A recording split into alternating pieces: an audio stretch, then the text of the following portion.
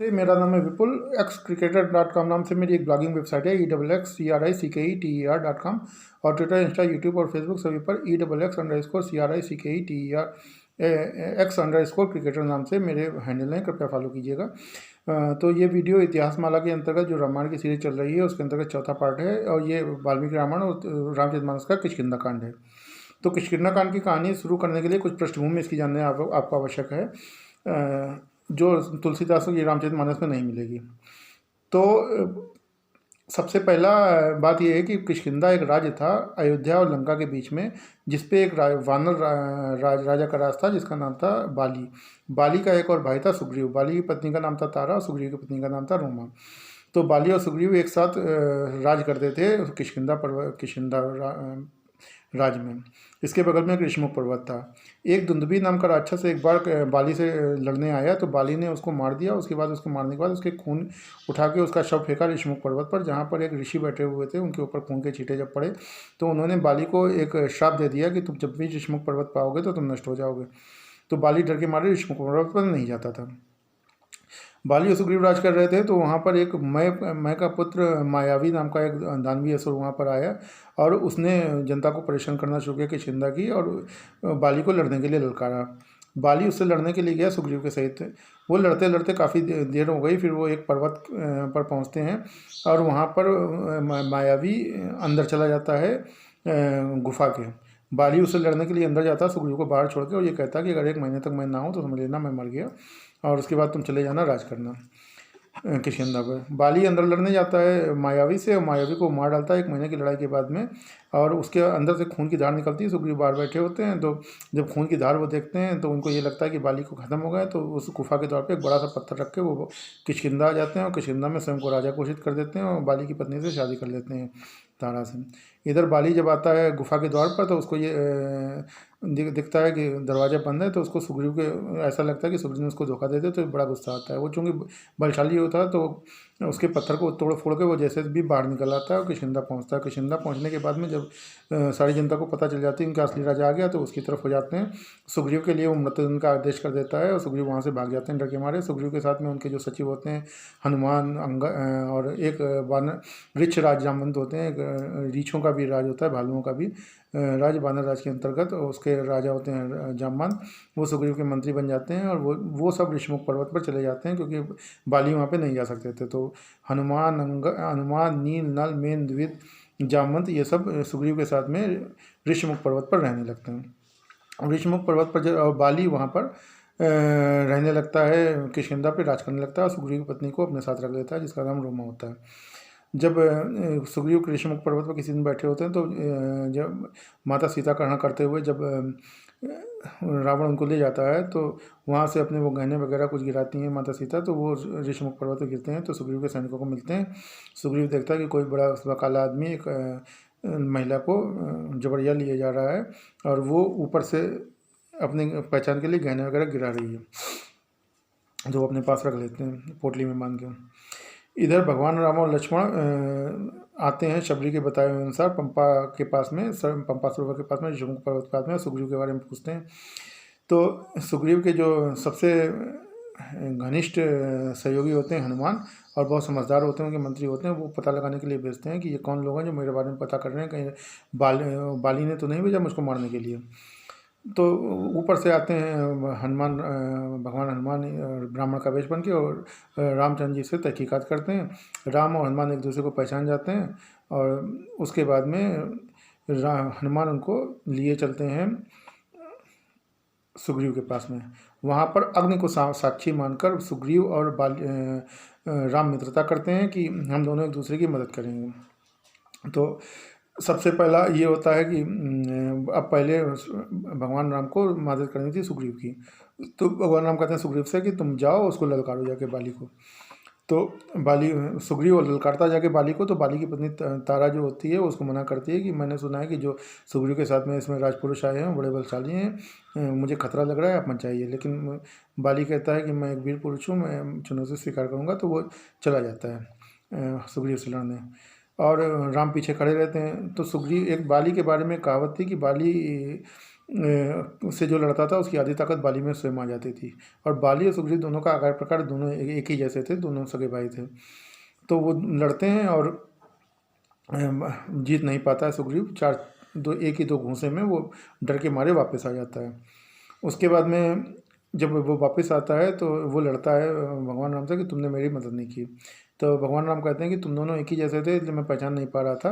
तुम ऐसा करो, अब कि मैं तुमको एक माला दिए दे रहा हूँ, इसको पहन के तुम जाओ तो ये पता चल जाएगा कि तुम सुग्रीव हो, बाली हो, तो मुझे थोड़ी आसानी रहेगी। तो सुग्रीव फिर बाली को ललकारने जाता है। बाली फिर निकलता है वहाँ पर जहाँ लड़ाई हो रही होती है दोनों की गदा से। तो ताड़ के पेड़ के नीचे खड़े होते हैं भगवान राम धनुष बाण लेके। जब उनको ये दिखता है कि सुग्रीव बाली से किसी भी तरीके से नहीं जीत पाएगा तो वो अपना तीर चला देते हैं और बाली ख़त्म हो जाता है। ख़त्म क्या होता है, मतलब उसके तीर लग जाता है, वो मरणासन हो जाता है। फिर भगवान राम बाली के पास पहुंचते हैं तो बाली उनसे कहता है कि आप मेरे पास चले आते तो मैं ही आपकी मदद कर देता, आपकी पत्नी को ढूंढने में आपको सुग्रीव के पास जाने की क्या जरूरत थी। तो भगवान राम कहते हैं कि तुम्हारे कर्म ऐसे नहीं हैं। अनुज वधु भगनी सुतनारी सुनसठ कन्या समयचारी, तो तुमने अपनी भाई की पत्नी का हरण कर लिया, इसलिए तुम बहुत निकृष्ट आदमी हो, इसलिए मैंने तुम्हारी मदद नहीं की। तो बाली उनसे हाथ जोड़ के क्षमा मांगता है और अपने पुत्र अंगद को उनकी शरण में देता है, क्योंकि उसको भय होता है कि अंगद को सुग्रीव मरवा ना दे। तो भगवान राम से वो आश्वासन लेता है कि अंगद की वो रक्षा करेंगे सुग्रीव से। तो भगवान राम उसको वचन देते हैं और अंगद को युवराज घोषित करते हैं कि सुग्रीव के बाद में अंगद ही युवराज बनेगा। अब उसके बाद में बाली की अंतिम क्रिया होती है। सुग्रीव और लक्ष्मण को वो भेजते हैं भगवान राम किष्किंधा में कि आप जाके राज्याभिषेक करिए सुग्रीव का, क्योंकि वो स्वयं बन नहीं जा सकते थे। लक्ष्मण को ऐसा कोई बाध्यता नहीं थी। लक्ष्मण शहरों में जा सकते थे, राम शहरों में नहीं जा सकते थे, उनकी बाध्यता थी क्योंकि उनको वनवास मिला हुआ था। तो लक्ष्मण जाके किष्किंधा में सुग्रीव का राज्याभिषेक करवाते हैं। बाली की पत्नी तारा रहने लगती है सुग्रीव के साथ में। अंगद भी वहीं रहता है। और उसके बाद में राम और लक्ष्मण आ जाते हैं वापस जहाँ पे वो रह रहे होते हैं किष्किंधा के बाहर। तो वहाँ पर वो रह रहे होते हैं, सुवर्षण गिरि नाम था पर्वत का। तो वहाँ पर जब वो रह रहे होते हैं तो वर्षा ऋतु पूरी खत्म हो जाती है और शरद ऋतु आ जाती है 2-3 महीने बाद में। लेकिन सुग्रीव अपने भोगविलास में मस्त होता है, वो भगवान राम की तरफ ध्यान नहीं देता है। एक दिन भगवान राम को गुस्सा आती है और राम से कहते हैं कि तुम जाके सुग्रीव को समझा बुझा के यहाँ पे ले आओ, उससे ये कहना कि अभी बाली जिस मार्ग पे गया वो मार्ग बंद नहीं हुआ है, मेरे तरकश में बहुत तीर हैं अभी। लक्ष्मण जाते हैं किष्किंधा में तो हनुमान, अंगद और तारा समझ जाते हैं कि ये क्यों आए हैं, क्योंकि वो समझदार होते हैं। सुग्रीव को समझाया जाता है। सुग्रीव चुपचाप भगवान राम के पास सुवर्षण गिरि पे आते हैं और क्षमा मांगते हैं और अपने सारे सैनिकों को लाते हैं और कहते हैं कि हम चारों दिशाओं में सीता की खोज के लिए भेज रहे हैं अपने वानर। तो 3 दिशाएँ तय होती हैं, चौथी दिशा में उनके सबसे अच्छे कमांडर जिनमें आपके हनुमान, अंगद में जामवंत, नल, नील ये सब होते हैं।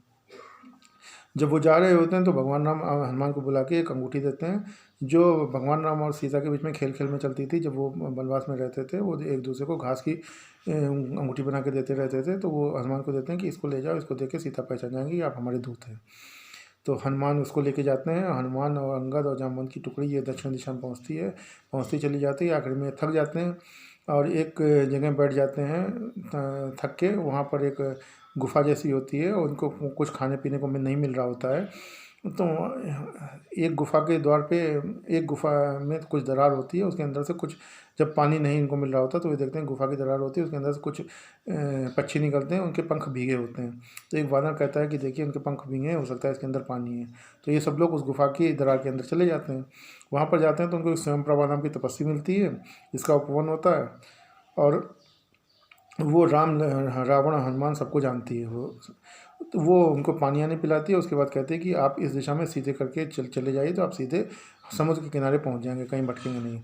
उसकी बात मान के वो सीधे उसी दिशा में चले जाते हैं तो समुद्र के किनारे पहुंच जाते हैं।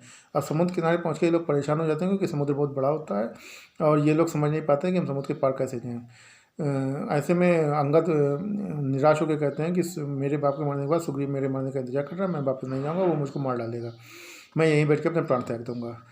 और सब लोग परेशान हो जाते हैं। यही बात हो रही होती है कि पड़ोस से एक आवाज़ आती है कि अगर तुम सब लोग मरने को तैयार हो तो अपना शरीर मुझे दे दो, मैं ही खा जाऊँगा। तो वो देखते हैं कि एक बहुत बड़ा सा गिद्ध होता है। तो जामवंत जो होते हैं वो बहुत समझदार होते हैं, वो समझ जाते हैं कि जटायु का कुछ ना कुछ ये है। तो वो कहते हैं कि जटायु बड़ा सौभाग्यशाली व्यक्ति था जो राम की सेवा में अपना जीवन समर्पित कर दिया। तो जटायु वो गिद्ध से पूछता है कि आप कैसे जानते हो जटायु को। तो जामवंत राम और सीताराम की पूरी कहानी बताते हैं उस व्यक्ति को। तो वो गिद्ध बताता है कि वो संपाति है और वो जटायु का ही सगा भाई है, और उन दोनों में एक बार शर्त लगी थी कि कौन सूरज के सबसे ज़्यादा पास जा सकता है। जटायु आधे रास्ते से लौट आया था, वो ज़्यादा पास गया था तो वो उसके पंख चल गए थे, वो यहाँ के गिर गया था समुद्र किनारे। तब से वो यहीं रह रहा है। जब उसको जटायु की मौत की बात पता चलती है तो वो जाके पहले तिलांजलि देता है, अंतिम क्रिया करता है जटायु की। उसके बाद बताता है कि तुम लोग जाओ यहाँ से लंका, और ऐसे तुम नहीं देख पा रहे हो, मैं देख पा रहा हूँ कि ऊपर से कि त्रिकूट पर्वत के ऊपर लंका बसी हुई है, उसमें अशोक वाटिका में रखे गए हैं सीता माता को रखा गया है वहाँ पे त्रिकूट में। त्रिकूट पर्वत के ऊपर लंका बसी हुई है। एक मिनट।